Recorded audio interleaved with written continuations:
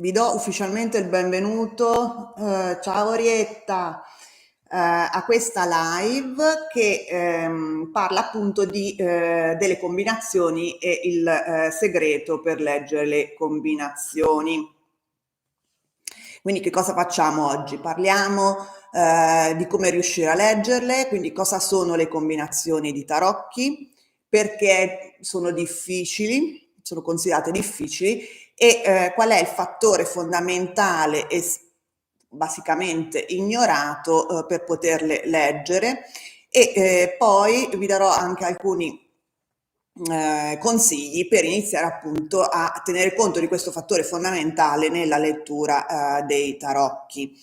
Questa è la prima live di una serie di live che ho intenzione di fare su questo canale questo mese. Ciao Marta, ciao Merni, ciao Veronica, ciao Cecilia.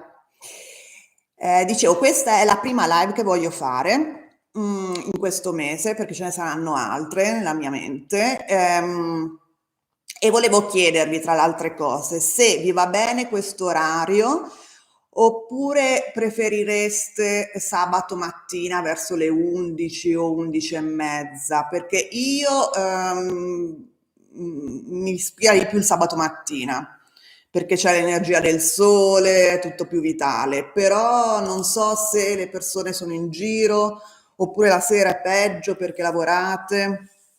Ciao Patrizia. Perfetto. Roberta dice che è perfetto, non so se il sabato mattina o il giovedì, mercoledì sera. Non so, magari metto un sondaggio nel post di YouTube o nel gruppo e vediamo un attimo. Adesso devo dare una scatolina a Mirra perché se no rompe le scatole. Per me è meglio la sera, dice Orietta, la sera Roberta, Marni la sera perché la mattina del sabato lavora. Ok, va bene, quindi niente, mi sa che il sondaggio l'abbiamo fatto, comunque lo ripeterò. Allora, dunque, andiamo avanti con questo discorso delle combinazioni. Allora, innanzitutto, per chi non mi conosce, so che forse per alcuni di voi è un po' ripetitivo, però ci sono alcune persone nuove. Io sono Minty di Minty Taro, sono una cartomante tarologa e un coach di sviluppo intuitivo. Mi trovate su questo canale YouTube, Minty Taro, dove ci sono vari tutorial che secondo me hanno, come dire, sono adatti, alcuni tutorial sono per chi ha gli inizi con i tarocchi ed altri sono invece molto più avanzati, quindi insomma vanno bene anche per chi legge i tarocchi da più tempo, non è appunto agli inizi. Io ho iniziato a leggere tarocchi che avevo 19 anni e, tra l'altro qualche giorno fa stavo mettendo a posto dei diari di scuola e ho trovato il giorno in cui ho avuto questa scoperta dei tarocchi, dove ho detto, ho scoperto la vocazione dei tarocchi, cioè mi sono commossa perché proprio l'avevo capito subito. E comunque insomma, quindi leggo da un po' di tempo, però appunto ci ho messo un po' a capire come sentirmi a mio agio con loro, perché purtroppo all'epoca c'erano i manuali, adesso magari ci sono altre risorse, però solitamente non parlano di come leggere carte insieme, come farle dialogare fra di loro, come connetterle, no? E quindi penso che sia bene parlarne perché io personalmente ho capito, cioè ho trovato un sistema che mi fa leggere le carte in maniera combinata, tant'è vero che fondamentalmente io leggo sempre a gruppi di carte, è difficile che metto singole carte. Perfetto. E quindi, e quindi niente, le leggo in maniera combinata, tant'è vero che nel programma sui tarocchi che offro, Tarot Pro, insegno proprio a leggerle in maniera a combinare le carte insieme fondamentalmente per risvegliare l'intuizione, i nostri doni psichici e avere quindi responsi accurati e soprattutto professionali. Tra l'altro, se volete, c'è una guida gratis per chi vuole appunto leggere i tarocchi a livello professionale, trovate il link nella descrizione del video, della live. Allora, iniziamo subito a chiederci cosa sono le combinazioni. Allora, bisogna capirci, perché nei manuali trovate di solito la descrizione di ogni singola carta e poi una serie di coppie di carte che vengono chiamate appunto combinazioni, no? Di solito sono 2 carte, a volte danno anche l'esempio 4 re, 4 cavalieri, 4 donne, cose di questo tipo, però generalmente fanno a coppia di carte, no? E danno l'interpretazione di queste coppie di carte. Si parla per esempio della papessa e dicono la papessa più il papa vuol dire questo, la papessa più ne so, l'asso di bastoni vuol dire quest'altro. E questa maniera di impostare il discorso porta naturalmente a pensare che le combinazioni siano una serie di abbinamenti fissi che derivano dalla tradizione, che quindi vanno imparati a memoria perché poi vanno cercati nella stesa tra le carte estratte. Per cui se per esempio troviamo, che ne so, il 7 di spade più il 3 di coppe, magari trovate che vuol dire tradimento, d'accordo? Quindi tutti a cercare sulla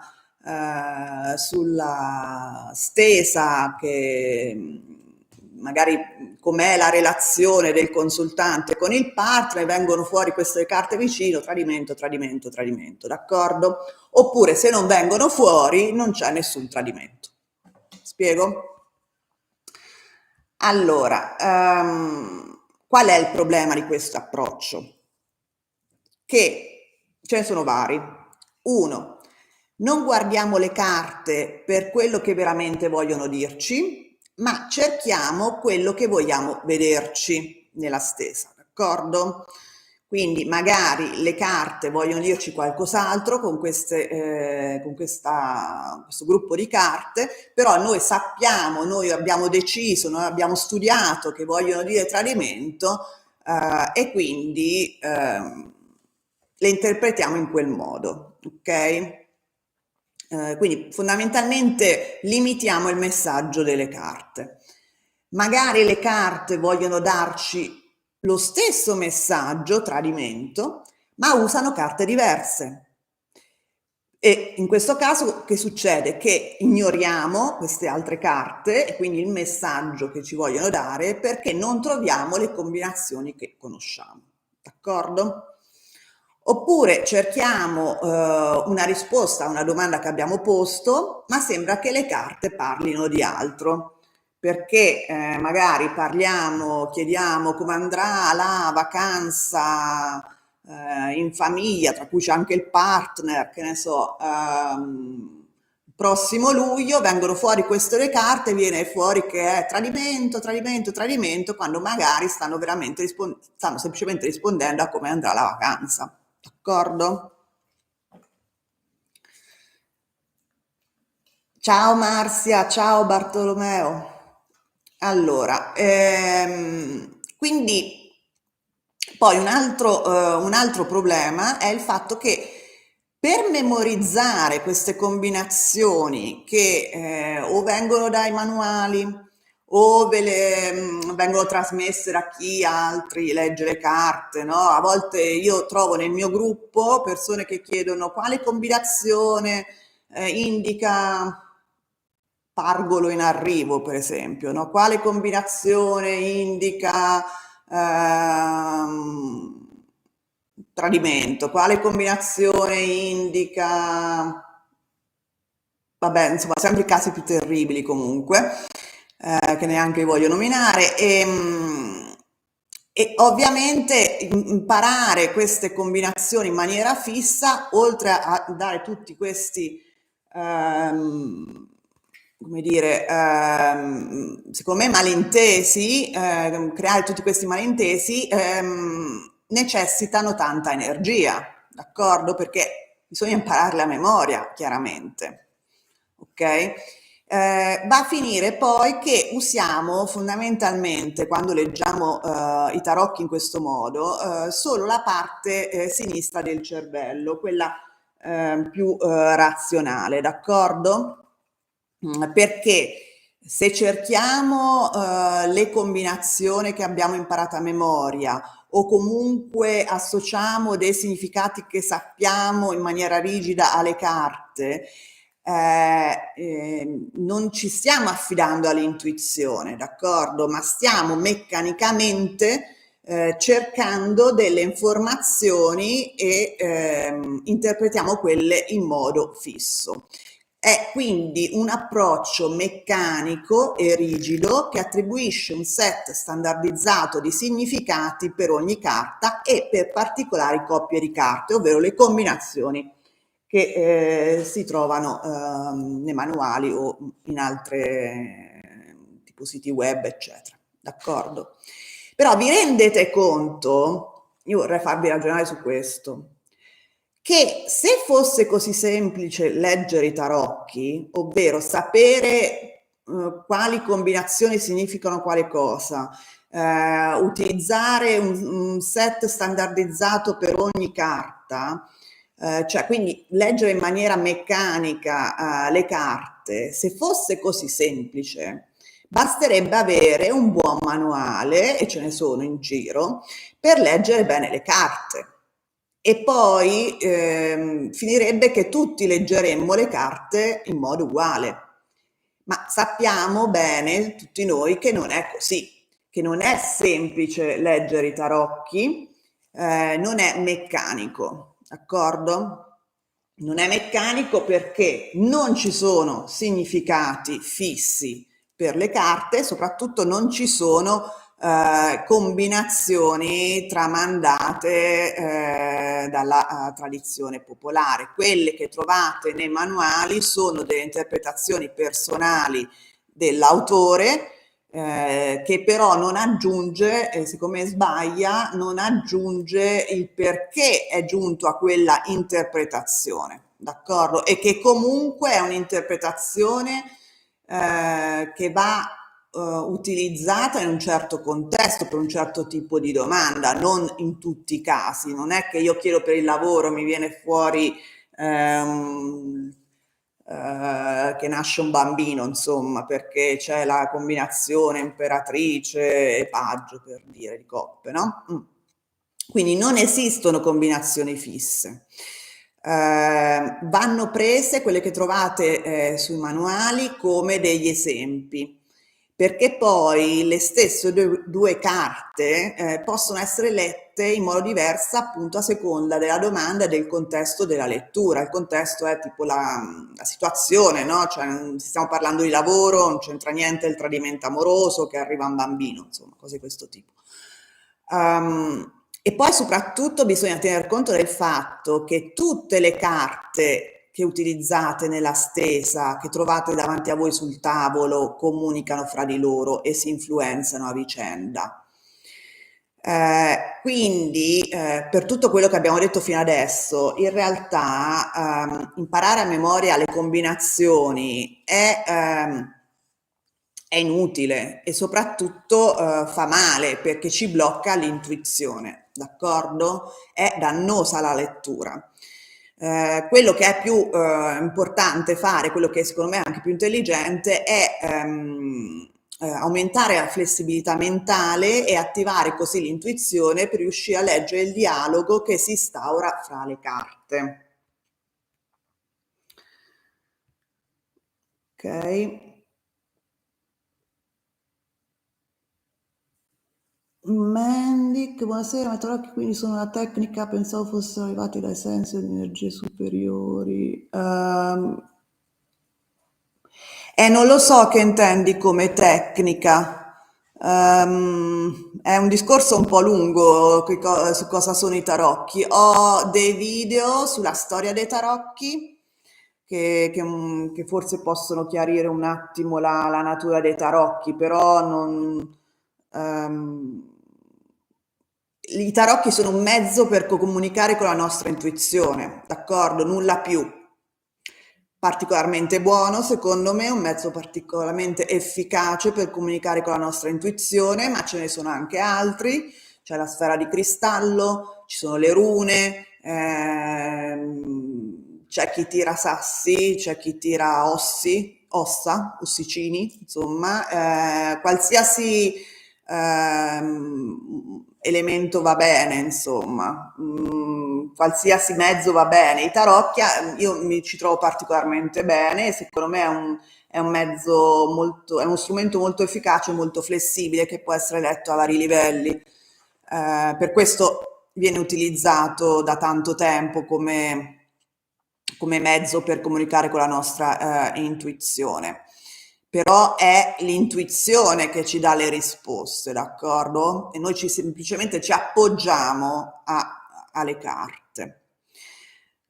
Quindi, siccome le carte vanno lette insieme e vengono influenzate da quelle vicino, cioè ogni carta viene influenzata da quelle vicino, per leggere le carte in modo combinato è fondamentale rimanere flessibili quando si interpreta la singola carta. Cosa vuol dire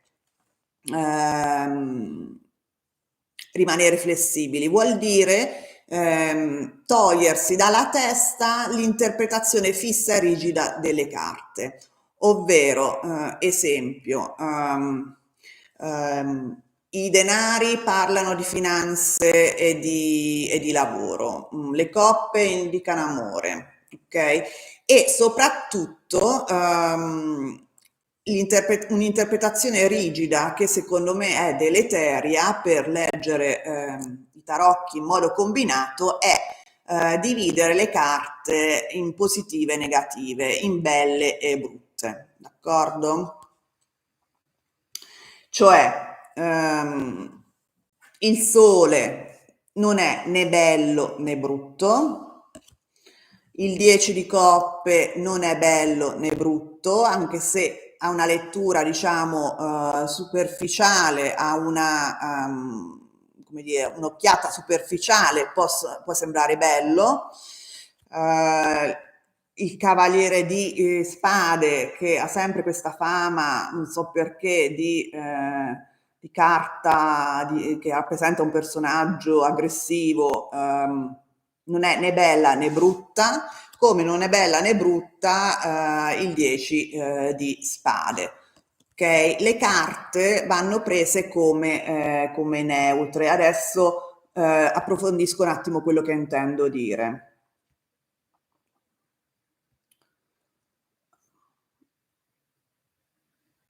Ok, perfetto. Ok, allora, le carte sono neutre, ok?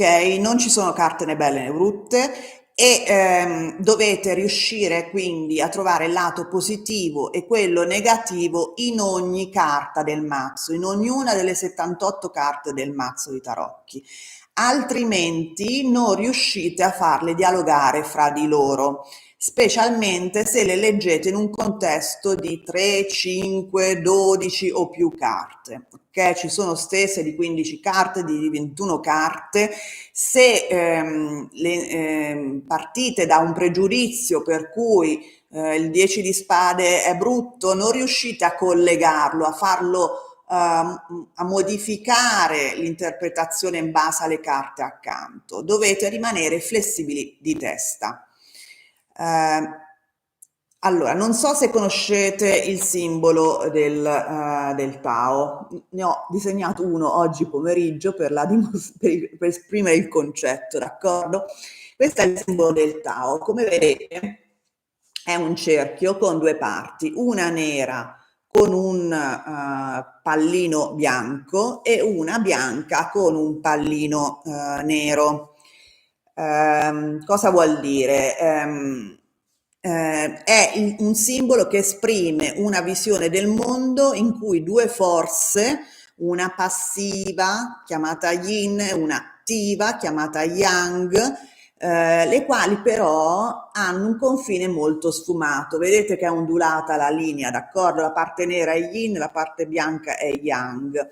E soprattutto ogni forza contiene in nuce l'altra. Pallino nero è una parte di yin all'interno di yang e il pallino bianco è una parte di yang all'interno della forza yin. A questo stesso modo dovete concepire ogni singola carta dei tarocchi, ovvero come uno spettro di possibilità interpretative in un continuum di possibili interpretazioni che va dal lato più ombroso a quello più luminoso, mettiamo, d'accordo? Da quello negativo a quello positivo. La cui parte più positiva o negativa è innescata poi dalle carte accanto. Ok? Questo è avere una visione flessibile di ogni singola carta.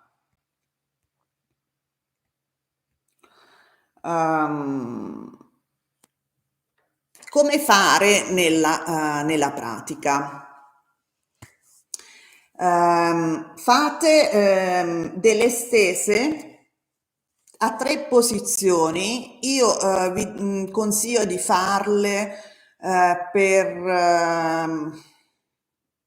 almeno un mesetto, d'accordo? In modo da coprire tutte le 78 carte.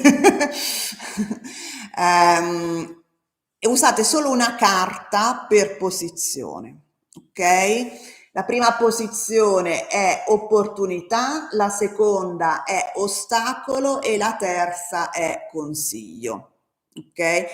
Domande che vanno bene per questo tipo di posizione è riuscirò a ottenere la promozione, riuscirò a comprare casa, riuscirò a vendere casa, come posso fare a migliorare il rapporto con i miei colleghi al lavoro? Quindi come posso fare o riuscirò a, d'accordo? Potete anche mettere una quarta carta per indicare la previsione, diciamo, da qui a 3 mesi, mettiamola così, d'accordo? Se proprio volete anche farla predittiva. Ma qui bisogna molto lavorare sulle posizioni di opportunità, di ostacolo e di consiglio, perché vedrete che queste posizioni vi permettono di sforzarvi di interpretare le singole carte sia come positive che come negative. Facciamo un esempio. Il 5, aspettate, l'avevo trovata prima. Poniamo che la signorina Flaminia, per chi non conosce la signorina Flaminia, è il mio avatar del consultante. Poniamo che la signorina Flaminia legga le carte per sapere dov'è? Mamma. Aspettate, persa, no, sempre l'ansia di perdere le carte. A volte capita che me le conto tutte 78, non so se succede anche a voi. Allora,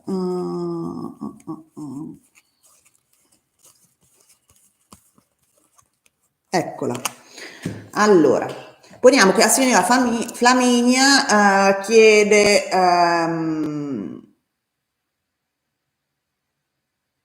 che opportunità ha per poter chiedere un aumento di stipendio, d'accordo?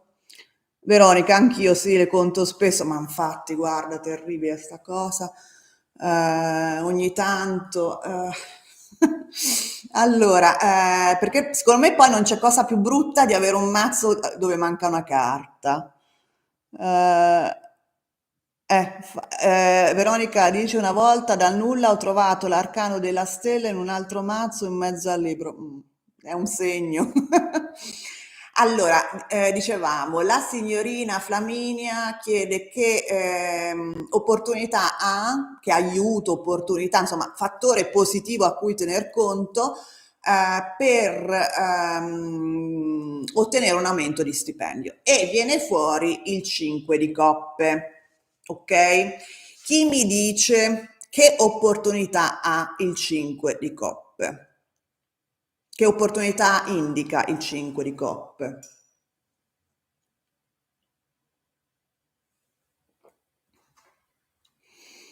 Roberta dice a me si incastrano dentro la scatola. Allora, in quel caso, io sono giunta a questa teoria abbastanza presto, mi ricordo che me lo dicevo anche a 19 anni. Se, perché mi capita, se per caso rimangono delle carte dentro la scatola, io sono convinta che comunque il mazzo si resetta un po' come Google Map e comunque sceglie le carte più giuste, tenendo conto del fatto che magari alcune che erano importanti sono nella scatola, però le altre le fa uscire in maniera tale che dà comunque una risposta valida. Allora, l'opportunità, dice Veronica, che potrebbe avere di meglio. Non è soddisfatta, la persona non va bene, chiede l'aumento di questo periodo. Allora, ragazzi, no, esattamente, questo lo metto in luce. Allora, quando avete una carta apparentemente negativa, ma dovete trovare il lato positivo, dovete trovare il lato positivo, ok? Quindi non è che dovete pensare come se fosse il contrario del significato usuale della carta. Esempio, sopperisce a ciò alla mancanza data dalle coppe, d'accordo? Ma si guarda la carta bene e si cerca di capire come può essere un vantaggio questo 5 di coppe. Qui vediamo un signore apparentemente triste, è triste secondo me, vestito a lutto addirittura, che piange sul famoso latte versato, d'accordo? Quindi ci sono delle coppe a terra con liquido versato, 3 coppe, e 2 sono dietro la schiena. Quindi che cosa indica come opportunità questa carta? Come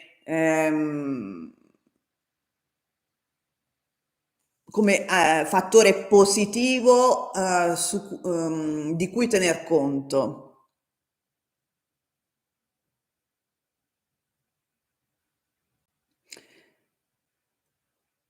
Che nel futuro ci sono possibilità, Flaminia non le vede, per esempio, d'accordo? Quindi la carta sta dicendo magari,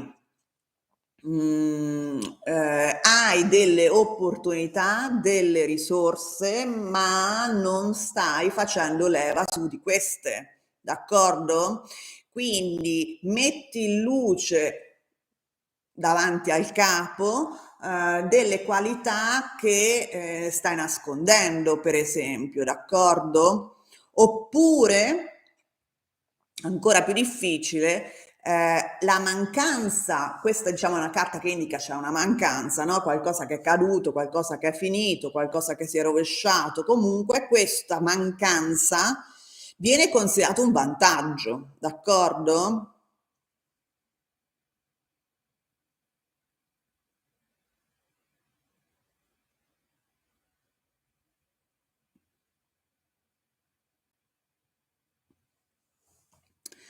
Quindi magari ha delle qualità che non mette in evidenza e che non sta facendo, di cui non sta facendo uso, ha dei mezzi di negoziazione di cui non sta facendo uso col capo per avere l'aumento di stipendio e oppure la mancanza di qualcosa è di per sé un vantaggio, che ne so, magari c'ha più tempo libero rispetto ad altri colleghi, d'accordo? Può chiedere nuovi progetti rispetto ad altri colleghi perché ha più tempo, perché c'è mancanza di lavoro, che ne so, d'accordo? Ok? Come consiglio dovete pensare, sforzarvi di capire cosa deve fare la signorina Flaminia per ottenere quella promozione, cosa suggerisce la carta, d'accordo?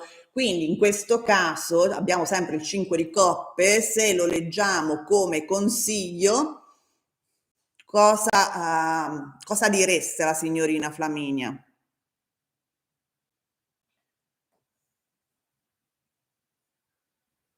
Fare più formazione, per esempio,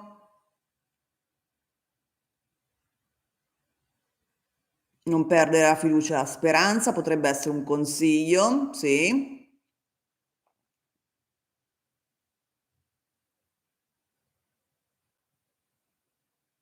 Di guardare le opportunità che ha, dice Patrizia, di aprirsi a nuovi progetti aziendali, Roberta, rimediare agli errori, Bartolomeo, perfetto. D'accordo? Quindi vedere le cose importanti, no, no, allora, Medink dice, vedi le cose importanti della vita, magari più lavoro toglie tempo a tua figlia. Allora, questo io parto dal presupposto che le carte rispondono sempre alla domanda e alla sottodomanda, perché le stesse composizioni, ogni posizione risponde a una sottodomanda, a una piccola domanda dentro il tema della domanda, d'accordo? Quindi il tema della domanda è come posso ottenere la promozione e la posizione opportunità indica che opportunità c'è per ottenere la promozione per la signorina Flaminia e quindi non può, oppure il consiglio è cosa deve fare la signorina Flaminia per ottenere la promozione. Se tu rispondi guardare altre cose, cioè non interessarsi alla promozione, non rispondi alla domanda della posizione, d'accordo? E comunque alla domanda in generale del riuscire a ottenere la promozione. Niente. Non fare gli stessi errori, Veronica, sì, possibile, è un poco propositiva, mi piace più l'interpretazione di Bartolomeo, dice rimediare agli errori. Mi sembra che dia più da fare alla signorina Flaminia. Quindi io vi consiglio di farlo, di farle tante volte queste stese, adesso magari è difficile trovare una stesa, cioè, cioè non è che abbiamo tutti questi progetti di solito nella vita, da ripetere ogni giorno la stessa domanda, però magari fate anche solo una stesa dicendo che opportunità c'è oggi, quindi che fattore positivo mi arriva, che ostacolo posso avere, così, anche le carte del giorno, d'accordo? E il consiglio, è una cosa bellissima, e fate anche il consiglio, quindi come mi dovrò comportare oggi, su cosa devo puntare oggi, d'accordo? In questo modo riuscite, una volta fatto parecchie volte, diciamo per un mese, vedrete che la vostra elasticità mentale aumenterà tantissimo e con essa la vostra intuizione. Dopodiché potrete tranquillamente interpretare 5 carte tutte insieme perché saprete modificare quella che io chiamo l'essenza di ogni singola carta in maniera diversa rispetto alle carte vicino. D'accordo? Quindi per esempio c'è un altro esempio, sempre per la promozione della signorina Flaminia, che ostacolo il 10 di coppe rappresenta per ottenere la promozione. Allora, partite sempre dalla descrizione della carta, d'accordo? Quindi che cosa vediamo? Un contesto familiare, c'è una coppia con 2 bambini che possono, diciamo, rappresentare un po' un gruppo coeso, no? In generale, o una famiglia, d'accordo? E sembra felice, appagata, serena, un po' la famiglia del Mulino Bianco, tanto è vero che c'è questo bellissimo arcobaleno di coppe sopra la loro testa. Secondo voi, Stefani dice la famiglia non gli permetterebbe flessibilità orario straordinarie? Possibilissimo. Bartolomeo potrebbe richiedere un sacrificio, meno tempo per la famiglia. Esatto, ok, perfetto. Quindi vedete che anche una carta apparentemente positiva come il 10 di coppe può indicare comunque un ostacolo e potrebbe anche indicare il gruppo dei colleghi, d'accordo? Che magari, non so, remano contro o comunque ehm, fanno gruppo comune, eccetera. Però in questo caso direi che è possibile che la famiglia sia un problema, d'accordo? Ha molto senso, d'accordo? Ehm, ok, facciamo un ultimo esempio. Ehm, Vediamo un po'.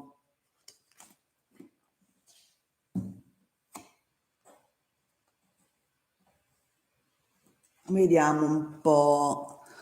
La signorina Flaminia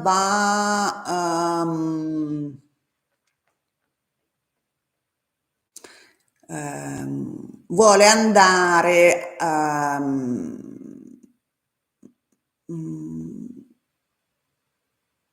a Parigi con il signor Alfonso, d'accordo? Ehm, che consiglio dà il sole per questo weekend lungo a Parigi con il signor Alfonso?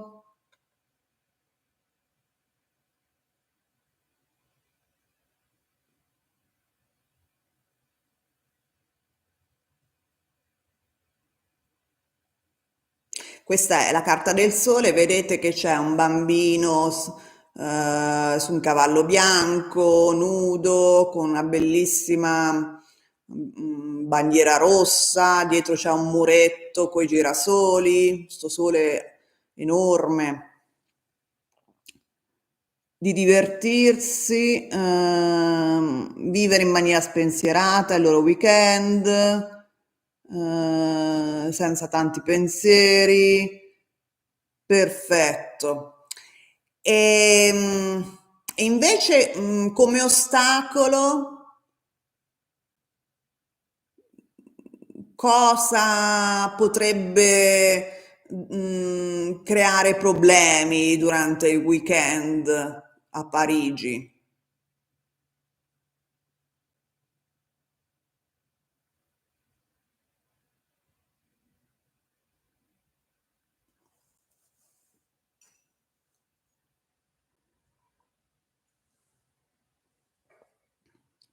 troppo sole, che magari Alfonso non è la persona che si aspettava, Roberta, nel senso che c'è una scoperta di qualcosa. Mhm, benissimo. Un atteggiamento infantile, scottature, fa troppo caldo, troppo concentrati su se stessi. Marta, perfetto, perfetto. Siete bravissimi.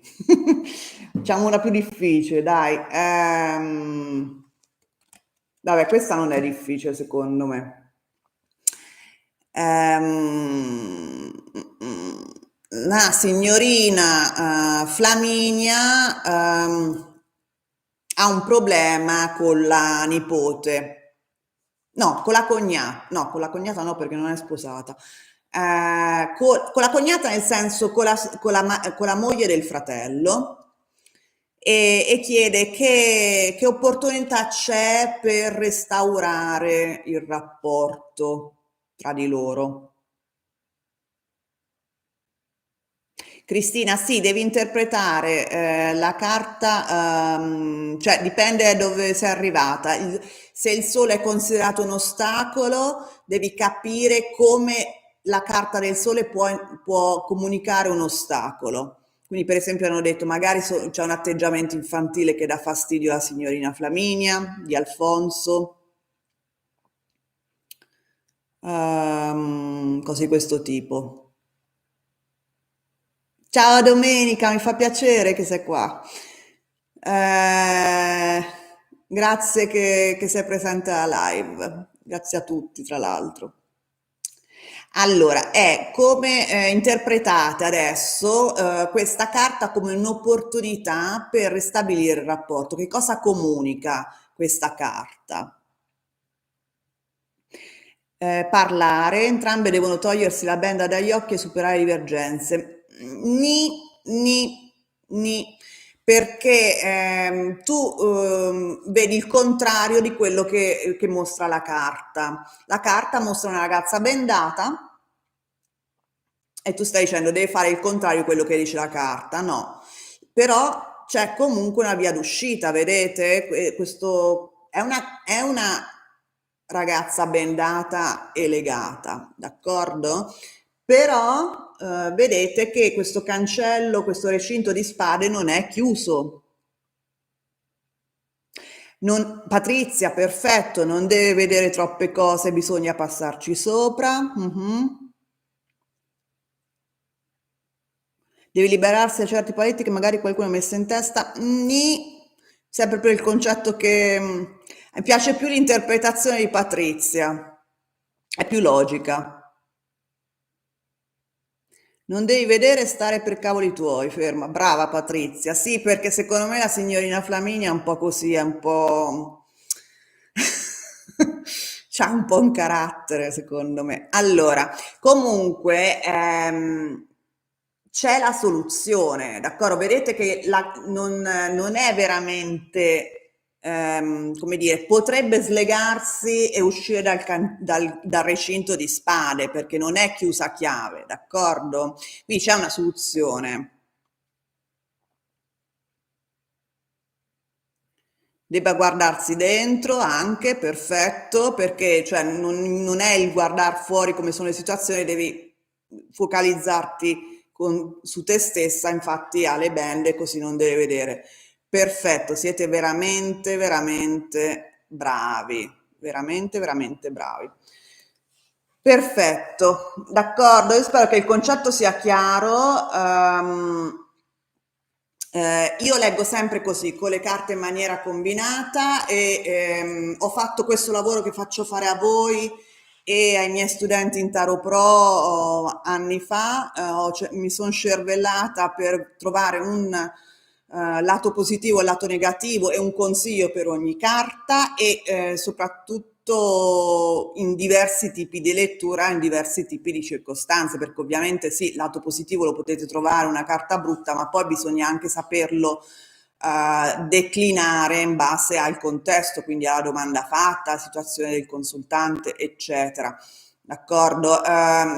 I miei studenti imparano questo, fanno dialogare le carte fra di loro in stese sempre più grandi, più ampie, 9, 12, 15 carte, eccetera, e ci riescono benissimo perché hanno appunto imparato a guardare le carte senza pregiudizi e usarle per accedere alla loro intuizione come un innesco per la lettura, per avere così dei responsi più in linea con la loro intuizione e quindi accurati.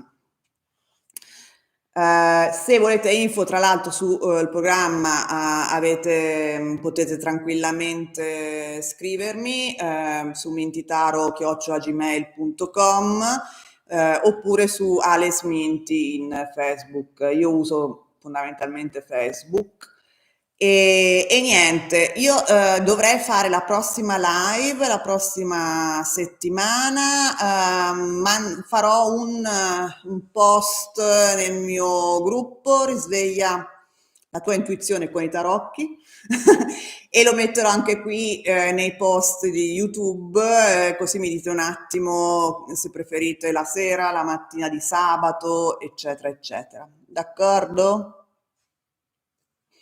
Grazie tantissimo per aver partecipato, mi ha fatto veramente, veramente piacere. Grazie YouTube perché veramente avevo una paura che era la prima live su questa piattaforma. Ciao, ciao a tutti. Ciao, ciao, ciao.